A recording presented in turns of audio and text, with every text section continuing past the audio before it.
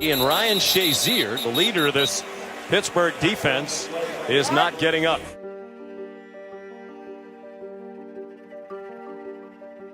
Petr Cech and Carlo Cudicini.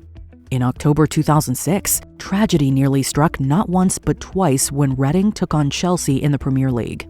Shortly into the match, a long ball towards the Chelsea box was chased by Reading's Stephen Hunt. But before he could get there, goalkeeper Petr Cech smothered the ball.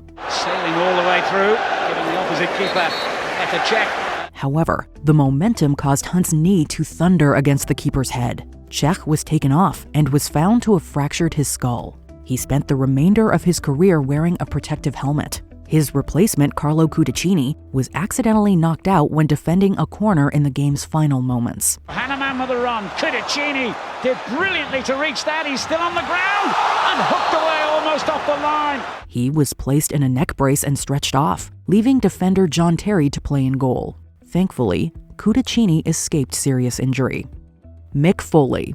Whenever Mick Foley wrestled under his various personas, he always gave it his all. But this was too much. Taking on The Undertaker for 1998's King of the Ring in a Hell in a Cell match, Foley as Mankind was launched from the structure and threw tables in a planned spot. Oh my God.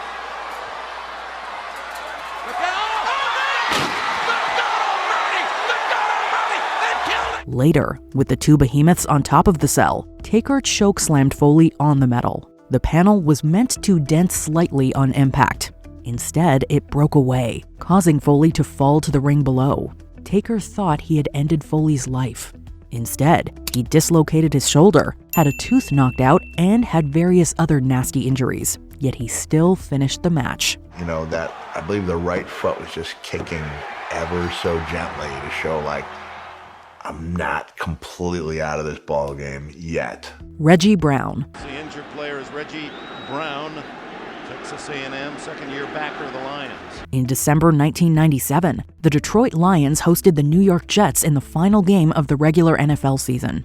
23-year-old linebacker Reggie Brown, who had only been drafted in '96, attempted to make a tackle in the fourth quarter to the Jets' Adrian Morrell. Instead, Brown's head struck the back of another player, compressing his neck awkwardly. Immediately, Brown stopped moving for 17 minutes. He required CPR on the field to save his life before being rushed to the hospital for emergency surgery to fuse vertebrae. Due to the quick actions of the medical staff, Brown regained movement in his limbs during rehab. However, he never played football again. Ryan Shazier.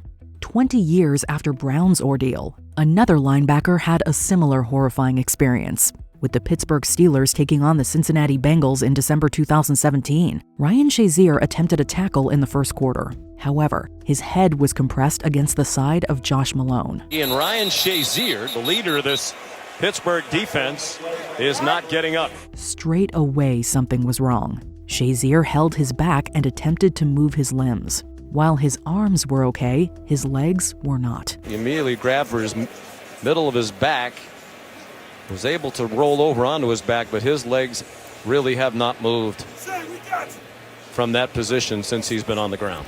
After Shazier was taken off, he later had spinal stabilization surgery, then began a long road of recovery. But thankfully, Shazier was able to walk again.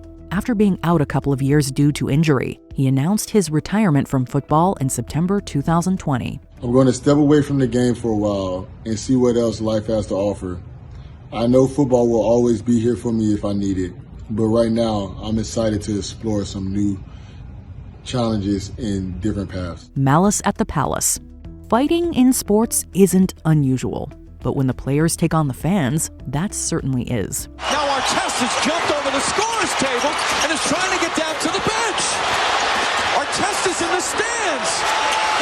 Oh, this is awful. Fans are getting involved. Steven Jackson's in the fans. Rasheed Wallace going into the stands. In 2004, the Indiana Pacers faced the Detroit Pistons in the NBA. With seconds left in the game, Ron Artest, now Meta Sandiford Artest, fouled Ben Wallace as he attempted a layup. Oh, Wallace right at Artest. This has potential to be serious if they don't get between. Wallace exploded by shoving him, causing both sets of teammates to get involved. Just when things began to calm down, a fan from the stands threw a cup towards Artest. Now the corner of my eye, I see it coming. Super slow-mo. Like it just, everybody was supposed to see it. That's how slow it went.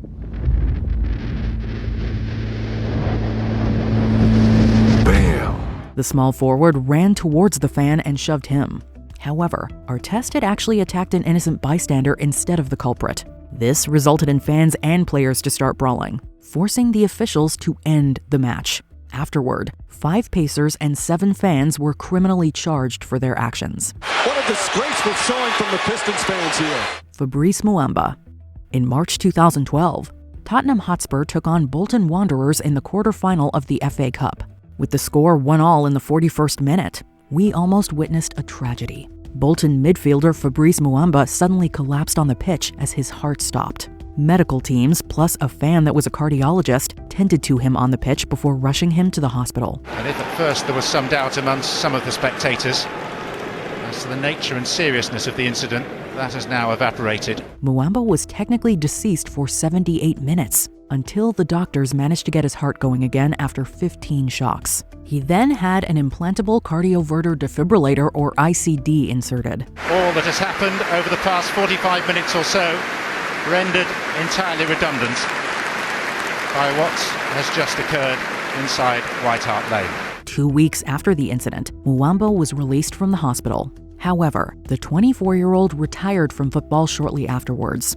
In 2022, he returned to Bolton as a coach for their academy. I'm just looking forward to it. So hopefully I can share my experience to those young lads and then give them opportunity to go forward and hopefully to become some good football as well. Clint Malarchuk. In March 1989, Buffalo Sabres goaltender Clint Malarchuk collided with St. Louis Blues player Steve Tuttle, causing the right-winger's skate to cross Malarchuk's neck. Here's the pass, on into the Buffalo zone. Mahar goes to the corner of the pass, and oh, wow! Within seconds, the problem was obvious as Malarchuk fell to the ice. As he later recounted, the goaltender thought this was it.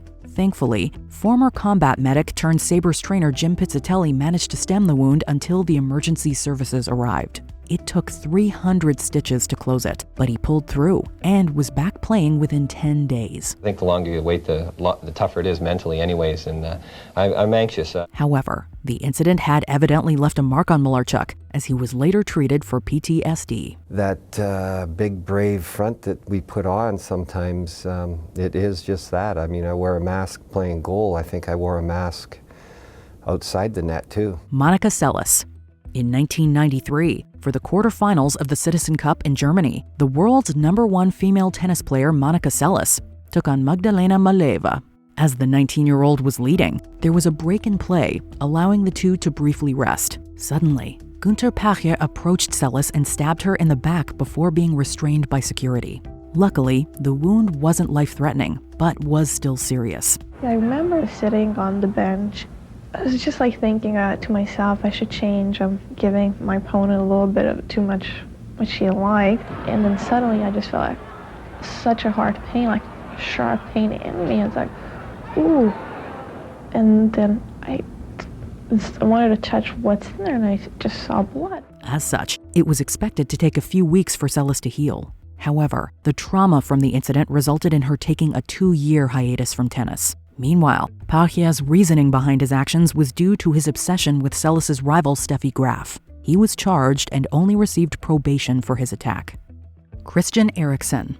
In the delayed 2020 Euros that took place in 2021, Denmark took on Finland in their opening group game. In the 42nd minute, as Christian Eriksen received a throw-in, he suddenly collapsed. The midfielder suffered a cardiac arrest on the field. His teammates circled around him to block the view as medics got to work providing CPR and using a defibrillator. After being taken to the hospital, Eriksen was stabilized. He then had an ICD installed and began his recovery. Due to rules in Italy's Serie A with players with ICDs, Eriksen was released by Inter Milan. He could, though, continue his career in another country where rules are different. But in January 2022, the playmaker returned to football with England's Brentford and later signed for Manchester United. Eriksen also returned to international football in March 2022. The only aim is to go as high as possible. Damar Hamlin. Today we celebrate Damar's recovery, our love for Damar, and our gratitude. Please rise and show your support as only Bills Mafia can. In January 2023, the Buffalo Bills faced the Cincinnati Bengals. At one point, Damar Hamlin made a standard tackle on T. Higgins, who went into the safety's chest. To midfield and lowers the shoulder for 13. As Hamlin stood up, he then suddenly collapsed, suffering a cardiac arrest. Immediately, medical personnel was brought on and administered treatment until they could get his heart going again. Then, an ambulance arrived on the field 10 minutes later to take Hamlin to the hospital in critical condition. Well, you can see that the ambulance is out there on the field, and they are intensely working on Damar Hamlin. Thankfully, his status improved over the following days, and he regained consciousness. Reportedly, after communicating through writing due to a breathing tube, his first spoken words were, "Did we win?" Only 9 days after this near-tragic event, Hamlin was released from the hospital. I had a chance to speak with one of Damar Hamlin's relatives. They are, quote, ecstatic about this news. They are so rejoicing about this news. The fact that he is finally not just out of one hospital, the University of Cincinnati Medical Center, but now the second hospital, Buffalo General Medical Center. Check out these other clips from WatchMojo, and be sure to subscribe and ring the bell to be notified about our latest videos.